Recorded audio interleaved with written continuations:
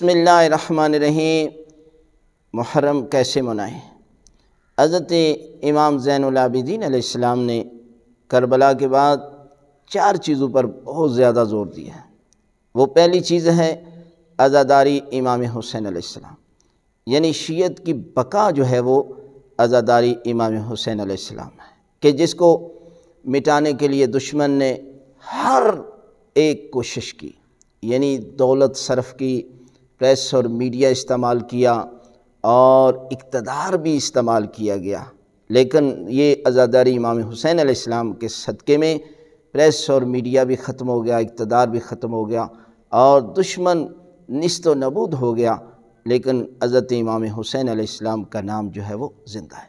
لہذا پہلی چیز ہے عزاداری امام حسین علیہ السلام۔ دوسرا ہے درس و تدریس، اور یہ عزاداری امام حسین، مجلس حسین، یہ ایک اوپن یونیورسٹی ہے، یعنی اس میں چھوٹے سے لے کر بڑے تک ہر بندہ جو ہے وہ شامل ہوتا ہے۔ لہذا دوسری چیز ہے درس و تدریس پر زور دیں۔ اور تیسرا امام نے زور دیا دعاؤں پر، صحیفہ کاملہ کی دعا ہو، ان تمام دعاؤں کو پڑھیں، اور دعائے کمیل کو بھی پڑھیں، حدیث کسا کو، دعائے توسل کو، تاکہ مومنین جمع ہو کر ان دعاؤں کو جو ہے وہ پڑھیں۔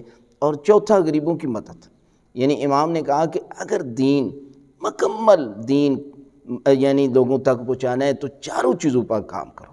ایک ہے عزاداری امام حسین، دوسرا درس و تدریس، اپنے مدارس بناؤ، اور تیسرا یہ ہے کہ دعائیں پڑھیں، اور چوتھا غریبوں کی مدد کریں۔